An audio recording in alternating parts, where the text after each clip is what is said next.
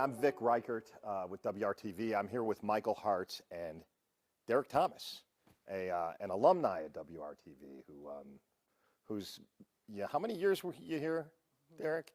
40 years, 2 months, and 15 days. So he is probably the dean of the WRTV newsroom. And we're so excited to have him because Michael and I have been working on a project about Michael Taylor, a case that really rocked this city before people talked about Black Lives Matter, before people knew who George Floyd was. Indianapolis had Michael Taylor.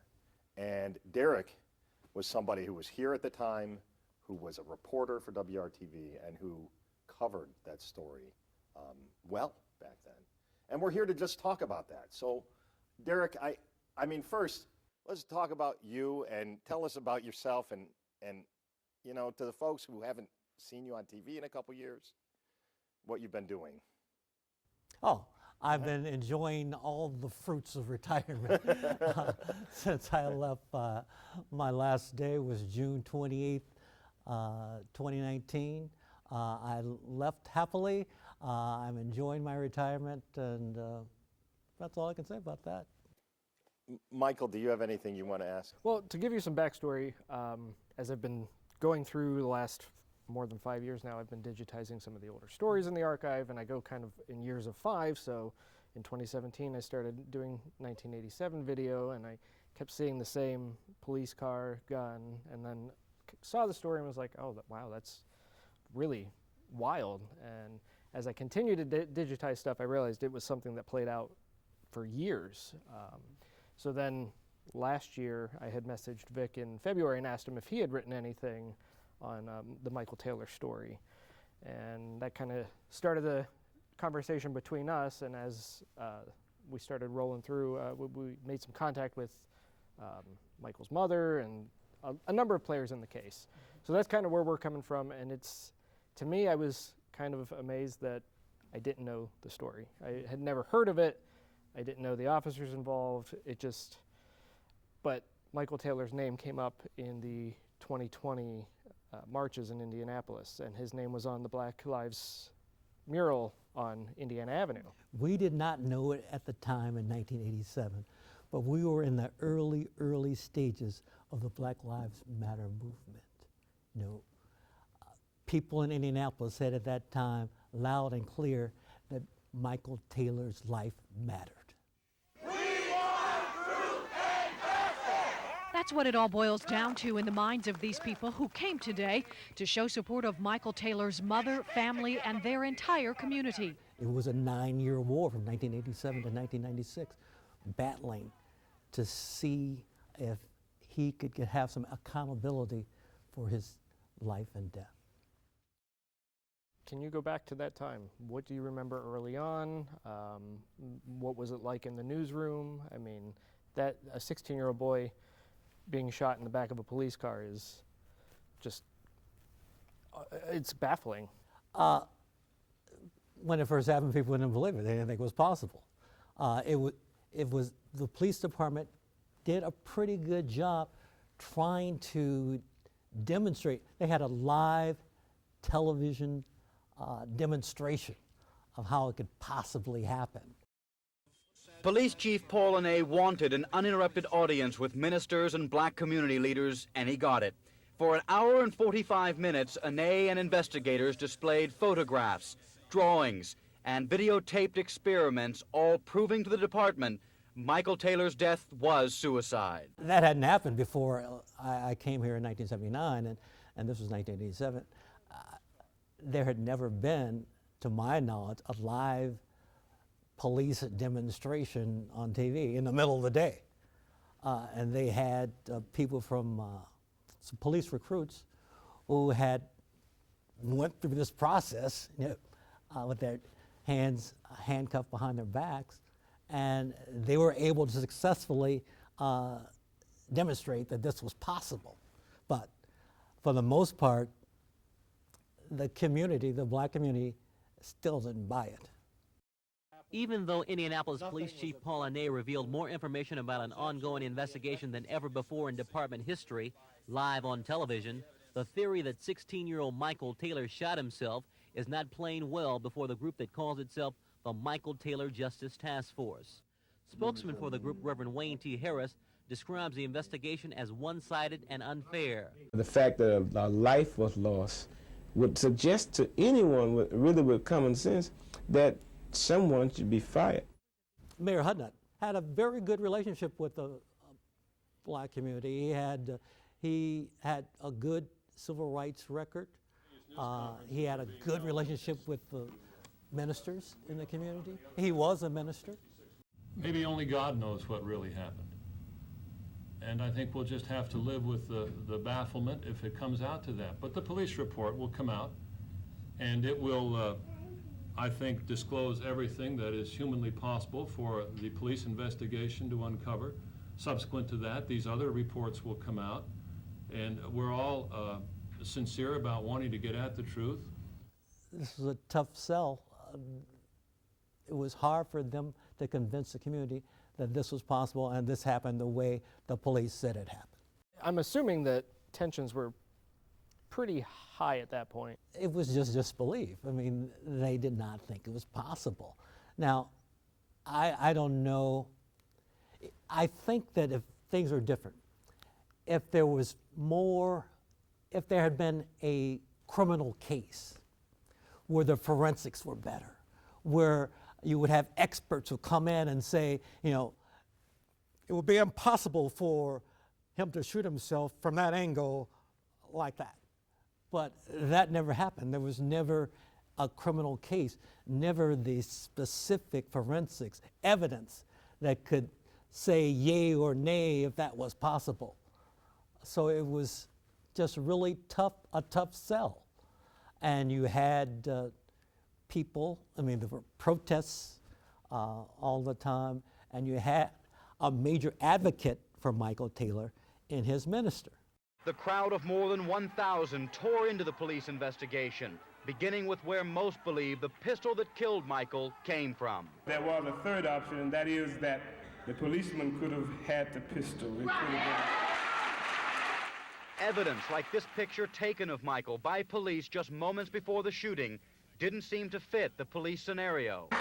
For a man to commit suicide, he had a pretty good smile on his face.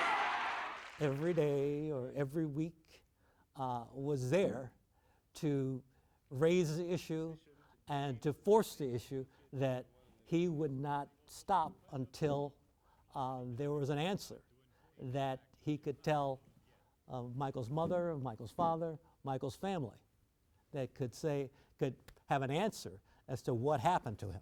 This was long before GoFundMe. Yeah. You know, that the Mount Olive Baptist Church seemed to be like a ground zero for the grassroots effort to, there was the whole Michael Taylor Justice Task Force, and they started collecting money like really early on. Petitions and donation baskets were passed to demand and pay for an independent autopsy and investigation, and to make a strong statement to police, this kind of thing must not happen again. It seemed like I was at Mount Olive Missionary Baptist Church, you know, once a week or twice a week. I was there because there would be something going on there to advance this fight to get accountability for Michael Taylor. You talked about this being the early days of Black Lives Matter. I mean, Black Lives Matter wasn't even thought of. Right. This was. I mean, but I think you said it well. It was the beginning, and we didn't know it. Mm-hmm. And I think, you know, we're talking about a time in Indianapolis, the 80s, when we didn't think about race the way we do today. What do you think? I mean, well, first, what do you think about that? About how race was in the city at that time? I think that Indianapolis has been a community where you had different times, you had different religious leaders. Back then we had the leaders who were there. Many of them have passed away now. And as we have religious leaders today. And they were advocating for this young boy, and there never seemed to be an answer that would fix things. Couldn't fix it, couldn't find an answer that people would believe. And his family didn't go away, his ministry didn't go away, the community didn't go away. And until they had the civil lawsuit, there was nothing that satisfied the community. Why do you think that is? It's something that's hard to believe. I mean, if somebody tells you, yeah, they took your son, they arrested your son, they were taking him to the juvenile detention center, but before he got there, the driver heard a pop in the back of the car, and he looked around, and your son was dead. And we believe he shot himself in the head. And you're the parent, you're saying, what? While handcuffed with his hands behind his back, and he was searched 3 times. That's just a tough sell. I don't know what the city could have done differently, but I know that one thing that inflamed the community was the 1-day suspension. 5 members of the Interdenominational Ministerial Alliance watched the police department version of what happened at Mount Olive Baptist Church. All along, the ministers in this group that represents up to 80,000 parishioners has said there were too many questions and not enough answers. Now they are upset with the proposed punishment for the officers involved. We feel slapped in the face when we feel betrayed by the establishment. I think that the value of one young man's life is just 1 day. The arresting officer and the officer who transported Michael Taylor received a 1-day suspension. That 1-day suspension, I think, inflamed the community even more. I think it would have been better if he hadn't been suspended at all. But the 1-day suspension was tough to take. Yes, that was clearly a big issue. And the fact that you have a 16-year-old, a kid, a child in the backseat of a car with a police officer where he's supposed to be safe, right? You're in custody, you're supposed to be safe. And something horrible happens to him. Whether you believe the police story or you don't believe the police story, Michael Taylor's dead. And the city is left to deal with it. And you have a mayor and police chief trying to explain something that is very difficult to believe. They have to go through all these sort of theatrical gymnastics, right, to get people to demonstrate how this might be possible. And Derek, you're right, a tough sell. How can we believe that? Especially as something we don't want to believe. We don't want to believe that a boy would kill himself in the back of a squad car. I mean, I was, of course, being a cynical news reporter, I had been in criminal situations and observed evidence. So when the police presented this, I was probably more open to the possibility of this happened than the community who mistrusted, feared, was suspicious of police all the time. We talked a little bit about race in Indianapolis, but specifically race with the police department. Can you talk about that at the time? After the shooting, we have an interview with a black officer that said something to the effect of the black community doesn't trust police and they probably never will, something along those lines. That's probably true. Lieutenant Clarence White began his afternoon roll call in this West Side District by warning his officers of threats the police department has received over the Michael Taylor incident. These are patrolling police officers who haven't missed the fact that some people just aren't believing what police are saying about Taylor's death. You cut us, we bleed also.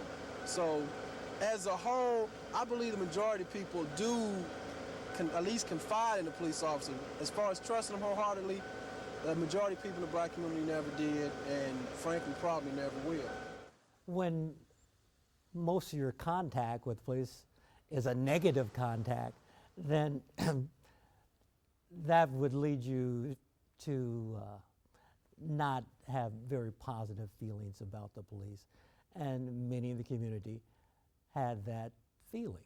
I don't know what could have been done differently about that. It was a good idea to put the live demonstration on. Chief Anay tried to be as open as he could, not the openness that you might have in 2023, but for 1980s, that was as open as it was going to be right there. Mayor Hutnut had very good relations with the black community and many of the black ministers. So there weren't screaming bad relations between the police and the black community in 1987. But it did not get better after Michael Taylor. And to say that it probably got worse is probably true. There was a really dramatic time when the coroner's inquest was being conducted, when they sort of, it was kind of a mini trial. What was your role in the coroner's inquest, and do you remember anything about that? You know, I did not participate in the coroner's inquest. In fact, I looked at one of the stories and I saw that Marilyn Lease was one of the reporters who was there, and I think that Cy Jenkins was one of the reporters there. I was not there. The officer who discovered Taylor fatally wounded in his patrol car appeared only at the request of the coroner and his employer, the Indianapolis Police Department. Charles Peniston says he went into shock when it happened, but recounted what he remembered. As I was putting the police vehicle into the park position, I heard a loud pop, or a muffled pop. I turned, wanting to know what happened or asking the subject what happened. I determined that he had shot himself. Peniston testified he had searched the suspect earlier for a weapon, even touching the shoes where police believed the gun was hidden. Peniston added he had not searched the backseat of his car before he and the arresting officer put Taylor in it. He just asked me if I could just take him home. Just take him home. Patrolman Michael Hours was the second policeman who searched Taylor, but we now know there was a third search, too. Patrolman Steve Fogelman says he conducted a pat-down search after he saw a screwdriver Hours had found and before Fogelman had a conversation with the suspect. In fact, he spoke to me at the scene, and he seemed very, very upset. And he told me more than once that he said, "Hey, man, I can't go back to juvenile. I can't go back there." It's pretty remarkable, though, to have direct officer testimony on camera. Like, thinking about that now, that would never happen now. But at the time, I mean, to hear directly from... They were ordered to give their testimony. It is kind of amazing that you talk about how it was different then. In many ways, we get so much more then than we'd get today, especially 1 week after. I mean, now things are a little different. Imagine how different life would be had there been body cameras, right, in 1987, right? That Mystery solved. Yeah. If you had body cameras, mystery solved. It is kind of the fact that we had photographs of like the weapon that they found. We had like trying to pull prints off of it. Yeah, trying to pull prints off the weapon in our digital archives here now, and things like that are things, the access we don't get today. We wouldn't even dream of asking to go in there and photograph unless you got there first. Well, okay, you're right. Unless we were at the scene before the cops got there. Okay, so back to the coroner's inquest. There was a moment in that just felt, I mean, when we talk about race and we talk about how sort of cringy things were, there's a moment in that coroner's inquest when this coroner is talking, and there are the black church leaders just angry and like, we don't believe you. And the way that this white coroner just shuts them down was really offensive. How do you account for the public testimonies of the witnesses stating that the police department had lied and had not stated what they said? I'm here to answer questions from the press. I'm not here to answer questions from the public. I don't want to ask a question. I would like to just make a statement to you. No, I don't want to hear a statement. The press can talk to you later if they like, but not during my press conference. I wanted to make a statement to you. May I make a statement to you? You can make it in my office privately after this is over. It's not a free country anymore. I hope in my 68th year on Earth that there has been progress. And during the course of my 40 years of working here, I was able to see changes, transitions in relations with the police community, and it was better. By 2019, it was better than when it was in 1979 when I first started working here. I mean, it's not like there have not been any more questionable or things that have happened. Start Aaron Bailey, Drejon Reed. As long as you have people who, you have officers who are trying to keep the community safe, you have people who violate the law, and there's a pursuit, and they're using guns, and other people have guns, and there's split-second decisions being made, then there are going to be problems. But the hope is that you make things better and safer for the entire community. Indianapolis was and is a fairly nice place to be, for Black American. What happens though is if you are poor and Black and live in a community where there's a lot of crime, then you have problems. There are issues in being able to negotiate that in an easy way. And if you're poor and you're having issues just trying to get to and from home safely, that's going to be problematic.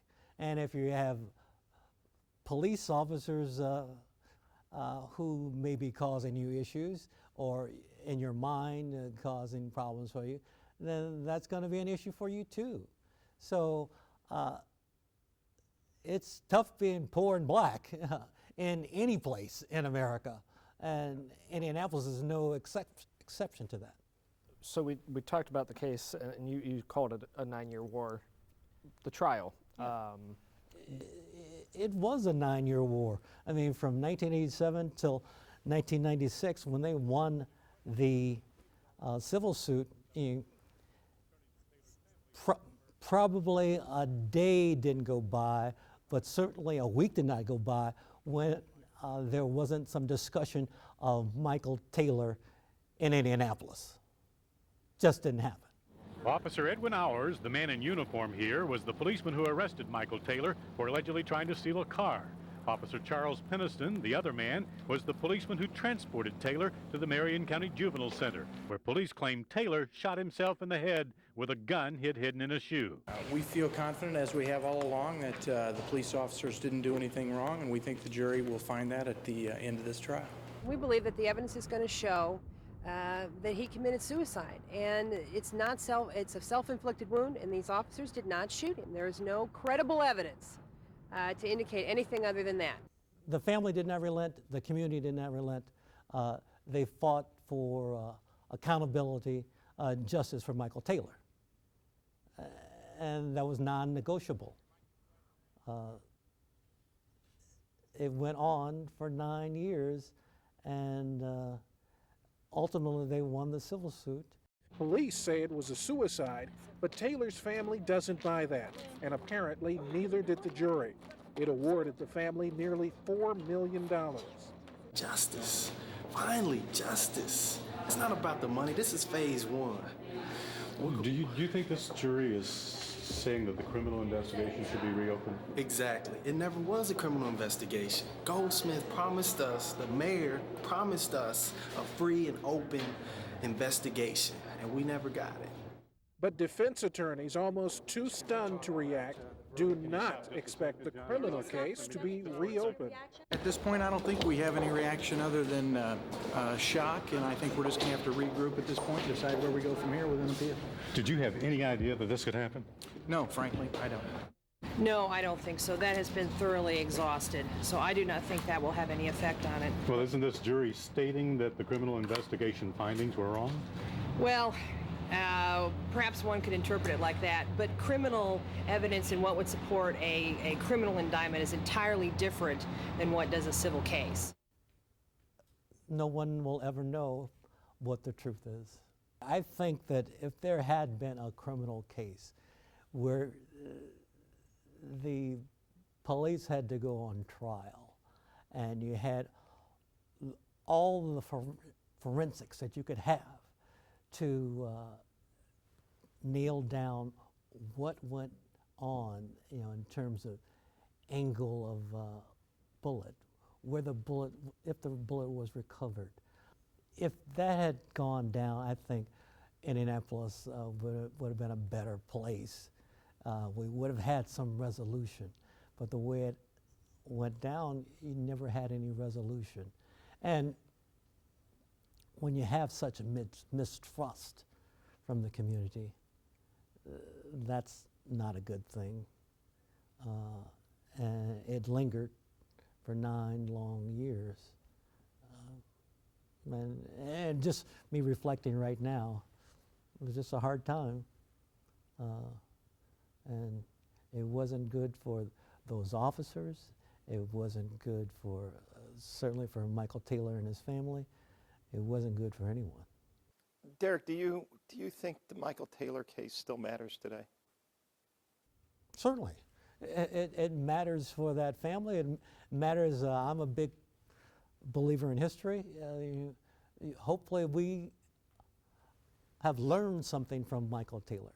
I think it's a continual learning process, that we won't do the things the same way we did back then, that each generation moves forward, it progresses.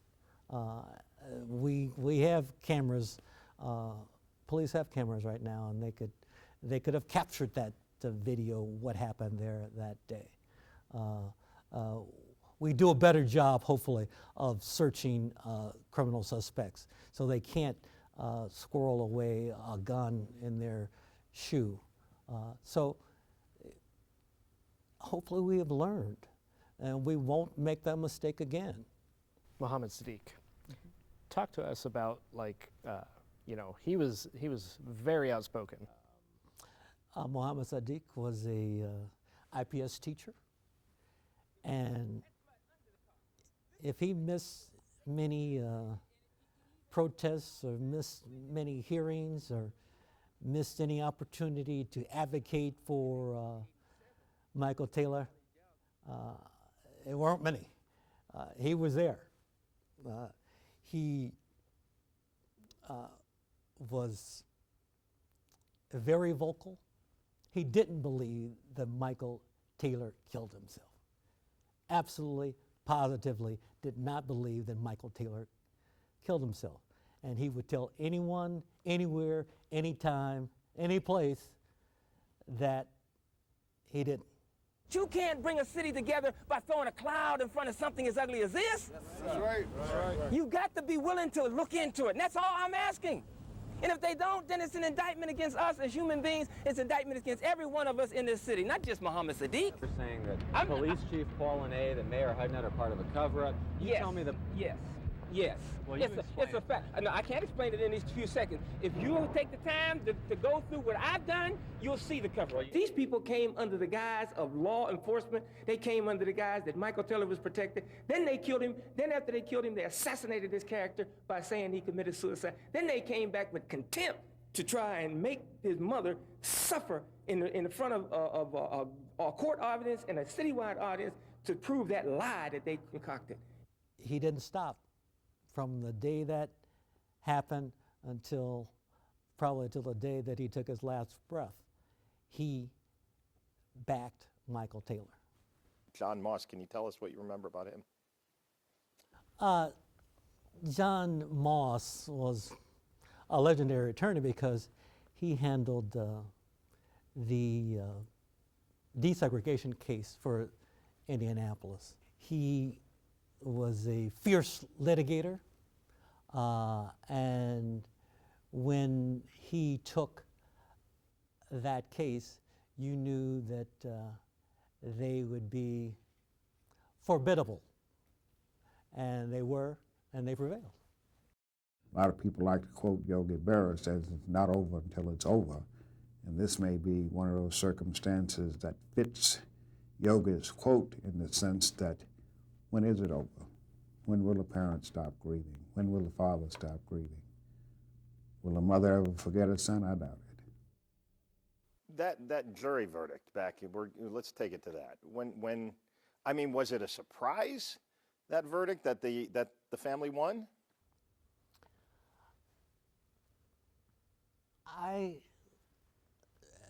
Being a veteran courtroom reporter, I'm rarely surprised. So I imagine some people were surprised. But it was just that it took so long for it to happen that, yeah, people, wow, that happened. You know, they found on his behalf. So yes, I say that people, when it did happen, people were like, it finally happened. Maybe Michael's getting some justice. The judge laid out the rules plain and simple. If the jury found in our favor, it meant that the city or those officers were liable for the death of my brother and intentionally caused harm to him. Do you think this may reopen the criminal investigation? No, I don't think so. That has been thoroughly exhausted, so I do not think that will have any effect on it. Well, isn't this jury stating that the criminal investigation findings were wrong? Well, perhaps one could interpret it like that, but criminal evidence and what would support a criminal indictment is entirely different than what does a civil case. I never had any doubt. I never had any problem about coming to Greenfield. God has people everywhere, white and black.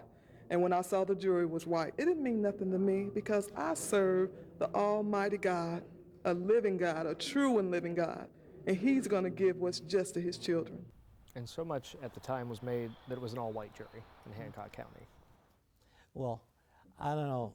There probably weren't many black people in Hancock County, so it'd probably be difficult to find anything other than an all-white jury in Hancock County. But I will say this: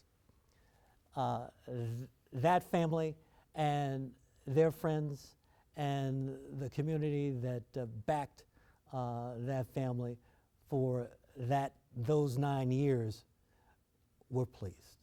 I think that's very safe to say. It was almost like, I would maybe use stronger than pleased, like vindicated, or finally sort of, it was like maybe people are finally listening to us. I don't know, catharsis, some sort of like reckoning. There was weight lifted off their shoulders. They lost a son. They lost time. The city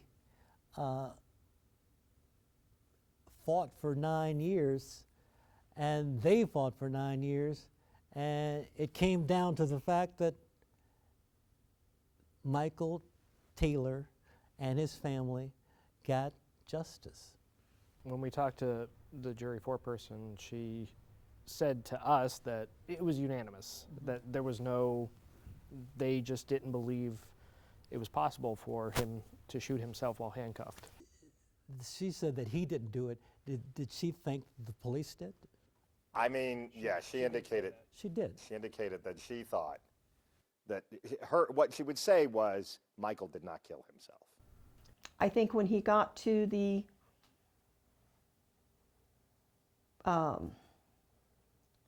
juvenile center, that I think he was shot. Whether it was somebody in the patrol car or they opened the door and shot him or what, I don't know. But I do think he was shot.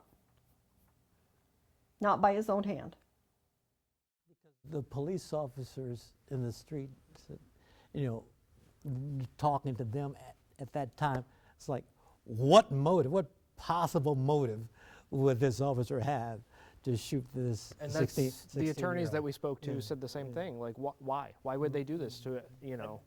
And really, if they were to, you wouldn't do it in the parking lot of the juvenile center where there are witnesses and all that, and they would make it look like the kid was running or some other, something like that, attacking them, you would think, something. But anyway, that was their argument. But regardless, I think Bonnie was right when she said the police, Bonnie, the foreperson, the police were responsible.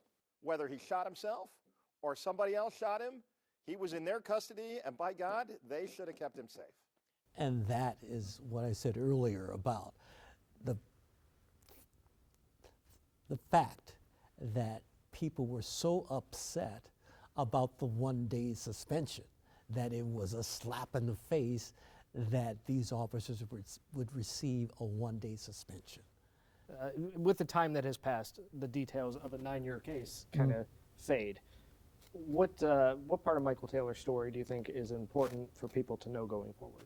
In fact, I was telling someone that I was coming to do an interview about that, and the person was younger than me. So they said, oh, I kind of remember something about that. I think it's good to review this case. I'm a big student of history because maybe, just maybe, this won't happen again. If it does happen, you'll get to the truth quicker, find justice quicker, and it'll make the city better. Derrik, that's fantastic. I mean, I guess we could ask, what we didn't really talk about was 2020 and how Michael Taylor fit into the unrest we saw then. Do you have any thoughts on that? You know, and it was disheartening to me. And I watched the protests unfold on TV, and I knew the cause, the reasons, the pain. And then I came downtown the day after the riots, the protests, and just looked at downtown. And it made me sad. And I just hope that we won't have to have many more of days like that, protests like that, that things will get better quicker. And no one will ask me again about how I feel about that, because it won't happen anymore.